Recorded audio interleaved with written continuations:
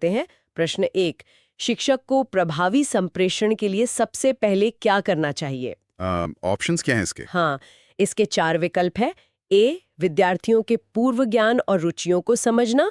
B, विषय वस्तु की तैयारी। सी, विद्यार्थियों से प्रश्न पूछना। या डी, कक्षा में अनुशासन बनाए रखना। देखिए, एक सामान्य इंसान की पहली प्रतिक्रिया यही होगी कि विकल्प बी सही है, यानी कंटेंट या विषय वस्तु की तैयारी। हाँ, मुझे भी यही लगा था कि ज्ञान एकदम सटीक होना चाहिए। लेकिन इसका सही उत्तर है ए। ए, यानी विद्यार्थियों के पूर्व ज्ञान और रुचियों को समझना। बिल्कुल, क्योंकि प्रभावी संप्रेषण के लिए ना श्रोता का स्तर जानना सबसे आवश्यक है। अच्छा। हाँ, विद्यार्थियों का जो पूर्व ज्ञान होता है वो नए ज्ञान को जोड़ने का आधार बनता है। मतलब एक नींव की तरह। एकदम सही। आप कितनी भी अच्छी इमारत बनाना चाहें, अगर नींव नहीं है तो वो खड़ी नहीं होगी। रुचियों को समझने से शिक्षण रोचक और प्रासंगिक बन जाता है। यानी केवल विषय वस्तु की तैयारी पर्याप्त नहीं है? बिल्कुल नहीं। अगर वो विद्यार्थियों के मानसिक स्तर की ना हो तो सब बेकार है। ये दृष्टिकोण ना शिक्षण को पूरी तरह से विद्यार्थी केंद्रित बनाता है। ये बहुत ही शानदार सिद्धांत है।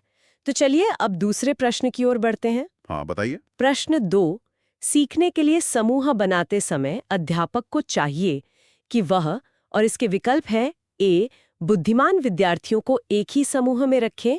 बी, बुद्धिमान, औसत तथा कमजोर स्तर के विद्यार्थियों का मिश्रित समूह बनाएं। और बाकी विकल्प? सी, समूह बहुत बड़ा नहीं बनाएं। या डी, समान योग्यता के विद्यार्थियों को एक समूह में रखें। देखिए, ज्यादातर लोगों को लगता है कि समान योग्यता वाले बच्चों को साथ रखना चाहिए ताकि तेज बच्चे तेजी से काम करें। हाँ, मेरी भी पहली सोच यही थी। तो क्या इसका उत्तर डी है? नहीं, इसका सही उत्तर है बी, यानी बुद्धिमान, औसत और कमजोर स्तर के विद्यार्थियों का मिश्रित समूह बनाना। मिश्रित समूह? लेकिन क्यों? क्योंकि कक्षा में मिश्रित समूह बनाना ही सबसे प्रभावी और व्यावहारिक होता है। इससे सारे विद्यार्थी एक साथ सीखते हैं। पर क्या इससे तेज बच्चों की गति धीमी नहीं हो जाती? असल में मनोविज्ञान इसके उलट बात कहता है। ये ना सहपाठी समूह अधिगम यानी पीयर लर्निंग और सहयोग की भावना का विकास करता है। अच्छा। और अगर हम समान योग्यता वाले समूह बनाते हैं तो कक्षा में अलगाव और हीन भावना पैदा हो सकती है। गुटबाजी भी हो सकती है? बिल्कुल। विद्यार्थियों के समग्र और सामंजस्यपूर्ण विकास के लिए ये मिश्रित समूह बनाना अत्यंत आवश्यक है। कॉर्पोरेट जगत में भी तो यही होता है ना। हाँ, बेहतरीन टीमें वही होती हैं जहां अलग-अलग क्षमता वाले लोग हों। चलिए अब प्रश्न 3 पे आते हैं। बिल्कुल। प्रश्न 3, विद्यालय में सभी अध्यापकों के लिए सेवारत प्रशिक्षण अनिवार्य कर दिया गया है। शिक्षक के रूप में आप विकल्प ए, कभी-कभार प्रशिक्षण में चले जाएंगे। बी, विद्यालय समय में प्रशिक्षण आयोजित करने का अनुरोध करेंगे। और सी? सी, सेवारत प्रशिक्षण में गए बिना प्रमाण पत्र प्राप्त करने का प्रयास करेंगे। या डी, गंभीरता से प्रशिक्षण प्राप्त करेंगे। इसका सही उत्तर डी है, गंभीरता से प्रशिक्षण प्राप्त करेंगे। ये तो थोड़ा आदर्शवादी उत्तर लगता है, पर इसके पीछे का तर्क क्या है? तर्क यह है कि शिक्षा एक सतत प्रक्रिया है और शिक्षक को हमेशा सीखते रहना चाहिए। यानी सीखना कभी खत्म नहीं होता। बिल्कुल। ये जो सेवारत प्रशिक्षण होता है ना, ये शिक्षक के स्वयं के विकास और शिक्षण में सुधार के लिए होता है। इसे गंभीरता से लेना शिक्षक के गहरे उत्तरदायित्व बोध को दर्शाता है। मतलब सिर्फ हाजिरी लगाने या सर्टिफिकेट लेने के लिए नहीं जाना है। एकदम सही। केवल प्रमाण पत्र प्राप्त करना शिक्षा का उद्देश्य नहीं है। इस प्रशिक्षण से शिक्षक नई शिक्षण विधियों और तकनीकों पर गहराई से मंथन कर सकता है। जो शिक्षक खुद जिज्ञासु नहीं है, वो दूसरों को कैसे सिखाएगा? बिल्कुल सटीक बात कही आपने। चलिए अब थोड़ा बुद्धि के मापन की बात करते हैं। प्रश्न 4 है, गणित की समस्याओं को हल करके किस बुद्धि को मापा जाता है? ऑप्शंस क्या दिए गए हैं? ए, स्थानिक बुद्धि। बी, तार्किक बुद्धि। सी, मौखिक बुद्धि। या डी, गतिज बुद्धि। इसका सही उत्तर है बी, तार्किक बुद्धि। Logical intelligence. हाँ, क्योंकि गणितीय समस्याएं मुख्य रूप से तर्क और विश्लेषण पर आधारित होती हैं। इन समस्याओं को हल करने से ना विद्यार्थियों में तर्क शक्ति का बहुत तीव्र विकास होता है। तो ये सिर्फ फॉर्मूले रटने के बारे में नहीं है? बिल्कुल नहीं। ये सीखने की प्रक्रिया में मानसिक क्रियाओं को अधिकतम करता है। तार्किक बुद्धि किसी भी समस्या समाधान में सीधे रूप से लागू होती है। अच्छा। ये क्षमता विद्यार्थियों को स्वतंत्र रूप से सोचने और निर्णय लेने के लिए प्रेरित करती है। गणित भावनाओं पर नहीं, विशुद्ध तर्क पर चलता है। ये तो बहुत ही स्पष्ट हो गया। अब जो अगला प्रश्न है ना, उसने मुझे बहुत सोचने पर मजबूर किया। ऐसा क्या है 5वें प्रश्न में? प्रश्न 5, निम्नलिखित प्रश्नों में से किससे अपसारी चिंतन यानी डाइवर्जेंट थिंकिंग उत्पन्न करने की अधिक संभावना है? और इसके विकल्प? विकल्प ए, कपड़ों का हैंगर क्या है? बी, कपड़ों के हैंगर के आप कितने उपयोग सोच सकते हैं? सी, आप कपड़ों के हैंगर को कैसे बोलते हैं? या डी, कपड़ों का हैंगर आमतौर पर कैसा दिखता है? ये मनोविज्ञान का मेरा पसंदीदा हिस्सा है। इसका सही उत्तर है बी, कपड़ों के हैंगर के आप कितने उपयोग सोच सकते हैं। मुझे भी ये बहुत ही आहा मोमेंट लगा था। अब सारी चिंतन का अर्थ ही है आउट ऑफ द बॉक्स जाकर सोचना। हाँ, बाकी सारे ऑप्शंस के तो बंधे बंधाए उत्तर हैं। बिल्कुल। एक निश्चित उत्तर वाले प्रश्न जैसे ए, सी और डी रचनात्मक चिंतन को रोकते हैं, लेकिन एक ही वस्तु के अनेक उपयोग सोचने से विचारों का असीमित विस्तार होता है। कोई हैंगर से कार का लॉक खोल सकता है, कोई एंटीना बना सकता है। सही का। यह प्रश्न विद्यार्थियों की स्वाभाविक जिज्ञासा को बढ़ाता है और यह चिंतन विद्यार्थियों को नए, स्वतंत्र और रचनात्मक निर्णय लेने की अपार क्षमता देता है। हमारी शिक्षा प्रणाली को ऐसे सवालों की बहुत जरूरत है। एकदम। चलिए अब छठे प्रश्न पर चलते हैं। प्रश्न 6, प्रभावी कक्षा संप्रेषण में सबसे महत्वपूर्ण भूमिका किसकी होती है? इसके विकल्प क्या क्या हैं? ए, शिक्षक की, बी, विद्यार्थी की, सी, शिक्षक और विद्यार्थी दोनों की, या डी, कक्ष की सजावट की। इसका सही उत्तर सी है, शिक्षक और विद्यार्थी दोनों की। पर पुरानी सोच तो यही कहती है कि शिक्षक बोलता है और छात्र चुपचाप सुनते हैं। तो पुरानी सोच ही तो गलत है।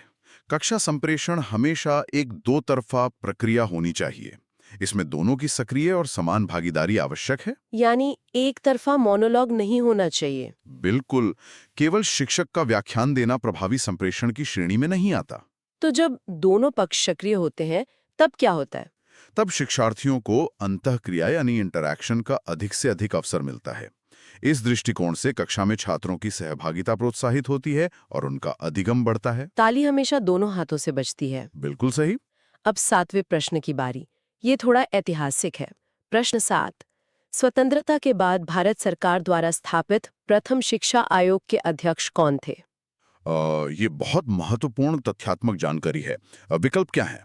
A, doctor S Radhakrishnan, B, doctor Zakir Hussain, C, doctor D S. Kothari, या डी, डॉक्टर एल. मुदालियर। इसका सही उत्तर ए है, डॉक्टर एस राधाकृष्णन। क्या आप इनके योगदान के बारे में थोड़ा बता सकते हैं? जरूर। डॉक्टर एस राधाकृष्णन की अध्यक्षता में आजादी के बाद प्रथम शिक्षा आयोग बना था।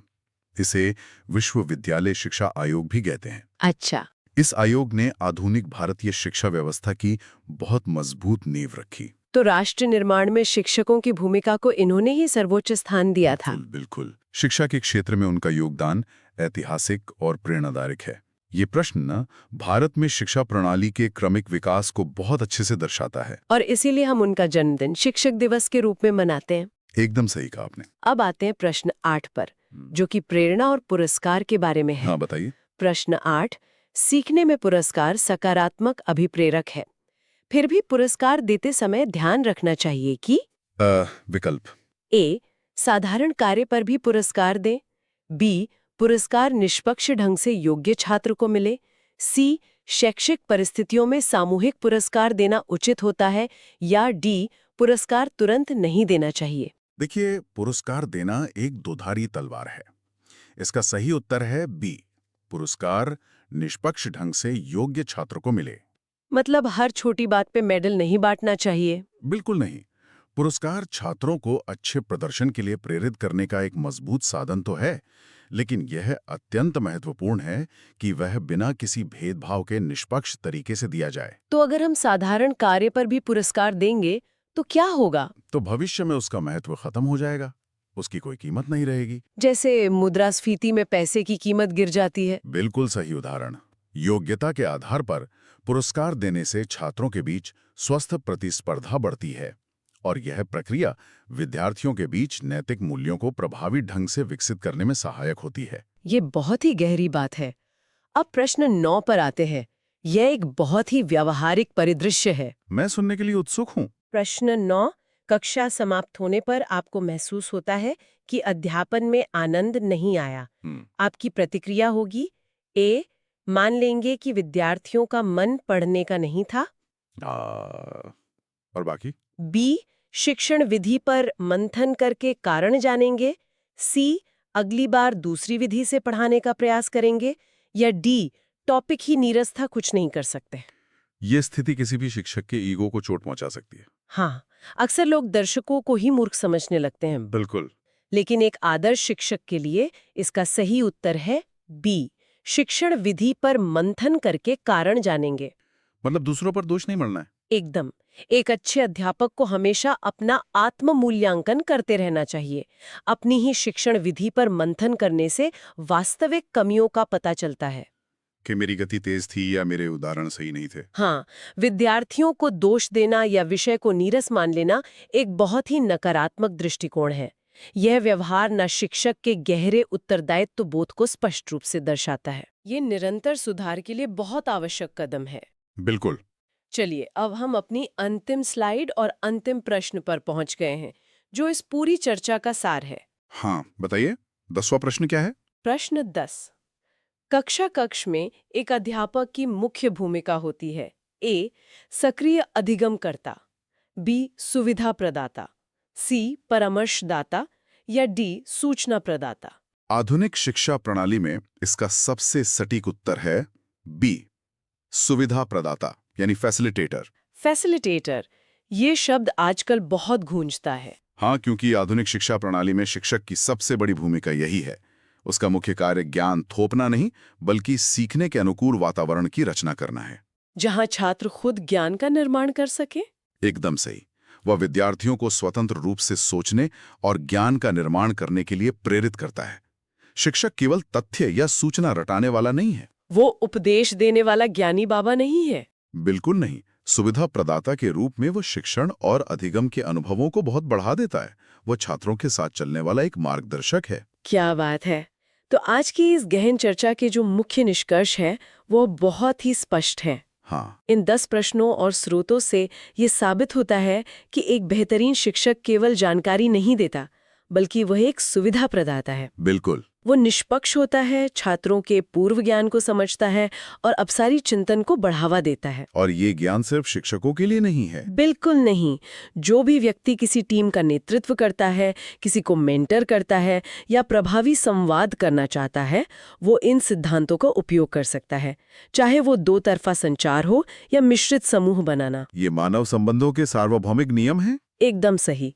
तो अब हम अपनी चर्चा के समापन पर आ गए हैं, लेकिन जाने से पहले श्रोताओं के लिए मैं एक विचारोत्तेजक सवाल छोड़ना चाहती हूँ। हाँ, बिल्कुल। हमने इन स्रोतों में देखा कि कक्षा में प्रौद्योगिकी और तकनीक का लक्ष्य सीखने के अनुभव को बढ़ाना है और शिक्षक की मुख्य भूमिका अब एक सुविधा प्रदाता की है, न कि सिर्फ सूचना प्रदाता की। क्योंकि सूचना तो अब हर जगह उपलब्ध है। तो ऐसे में सवाल ये उठता है कि जैसे जैसे कृत्रिम बुद्धिमत्ता यानी AI और तकनीक ज्ञान के मुख्य स्रोत बनते जा रहे हैं, क्या भविष्य में शिक्षक का काम केवल ज्ञान देना रह जाएगा या उनकी भूमिका पूरी तरह से बदल जाएगी? हाँ, क्या उनकी भूमिका पूरी तरह से छात्रों के मानसिक और नैतिक मार्गदर्शक के रूप में बदल जाएगी? मशीनी दुनिया में इंसान को इंसान बनाए रखना, क्या यही सबसे बड़ी चुनौती होगी? ये सोचने वाली बात है। बिल्कुल। इस पर विचार करें और हमेशा सीखते रहें।